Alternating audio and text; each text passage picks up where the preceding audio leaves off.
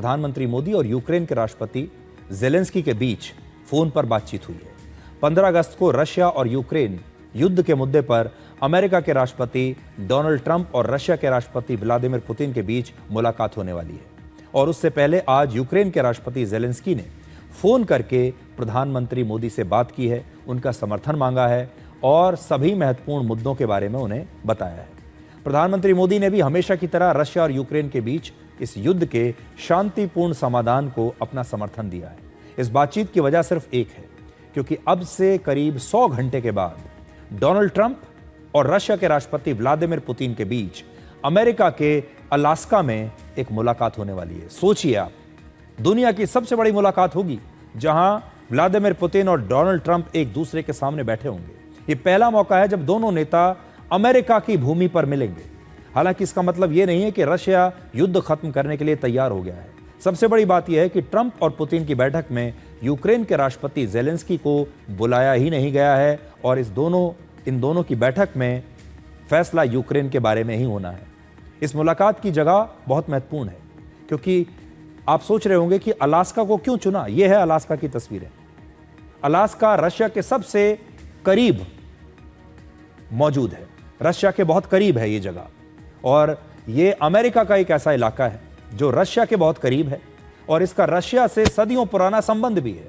आप दुनिया के मानचित्र पर आज जरा देखिए कि अलास्का कनाडा के पास वो इलाका है जो एक जमाने में रशिया का हिस्सा हुआ करता था। और ये जो जगह है जहां मीटिंग हो रही है अलास्का, इसकी रशिया के साथ जो रशिया की सीमा से इसकी जो दूरी है वो सिर्फ 88 किलोमीटर है।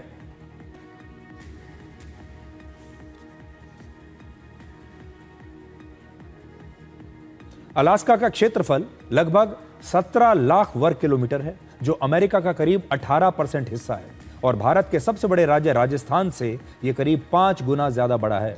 आज से करीब 158 वर्ष पहले वर्ष 1867 में रशिया ने सिर्फ $7.2 मिलियन में अलास्का का इलाका अमेरिका को बेच दिया था।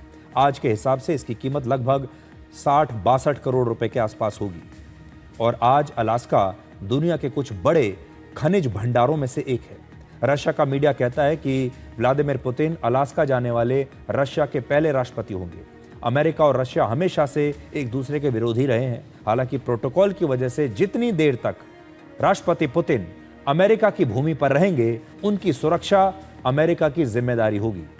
इंटरनेशनल क्रिमिनल कोर्ट यानी ICC ने पुतिन के खिलाफ गिरफ्तारी का वारंट जारी किया हुआ है, लेकिन अमेरिका ICC का सदस्य नहीं है, इसलिए पुतिन को अलास्का में गिरफ्तार नहीं किया जा सकता है। इसलिए ऐसे बहुत ही कम जगहें हैं जहां पर पुतिन डोनाल्ड ट्रंप से मिल सकते हैं। बहुत सारी जगहें ऐसी हैं जहां पर पुतिन को गिरफ्तार किया जा सकता है, इसलिए शायद अलास्का को चुना गया।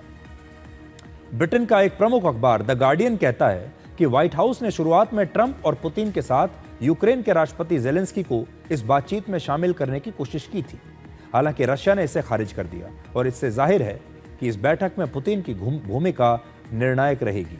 इसी अखबार का दावा है कि ट्रंप ने एक ऐसा प्रस्ताव रखा जिसमें यूक्रेन की सेना को अपने ही इलाकों से पीछे हटना होगा और इसके बदले में रशिया दूसरी जगहों पर यूक्रेन की सीमाओं को मान्यता दे सकता है। हालांकि यूक्रेन ऐसे किसी भी समझौते का लगातार विरोध करता रहा है। रशिया पहले ही कह चुका है कि उसने यूक्रेन के जिन 5 इलाकों पर कब्जा किया है, उस कब्जे को अंतर्राष्ट्रीय मान्यता मिलनी चाहिए। रशिया ने अब तक यूक्रेन के लगभग 22% हिस्से पर कब्जा कर लिया है, जिसे वो छोड़ना नहीं चाहता। रशिया चाहता है कि यूक्रेन को नेटो गठबंधन का हिस्सा नहीं बनाया जाए और उसकी सैन्य ताकत को भी कम किया जाए। इसके साथ ही रशिया की मांग है कि उस पर लगे पश्चिमी देशों के प्रतिबंध हटाए जाएं और युद्ध खत्म होने के बाद उस पर कोई मुकदमा न चले।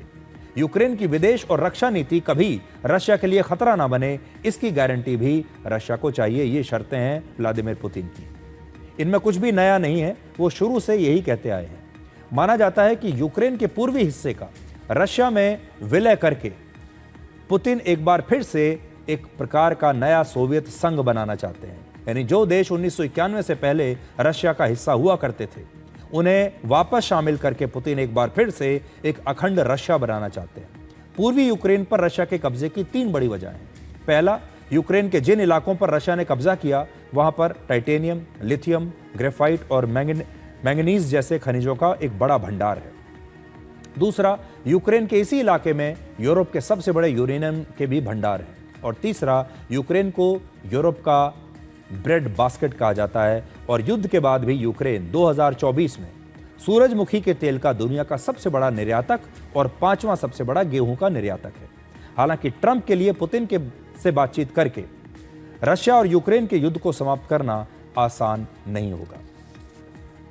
लेकिन इस बात को आप ऐसे भी समझिए कि भारत के लिए यह बहुत महत्वपूर्ण होगा और भारत भी लगातार इन दोनों देशों की जो बैठक होने वाली है उसे लेकर भारत इन पर नजर इस बैठक पर लगाए हुए है।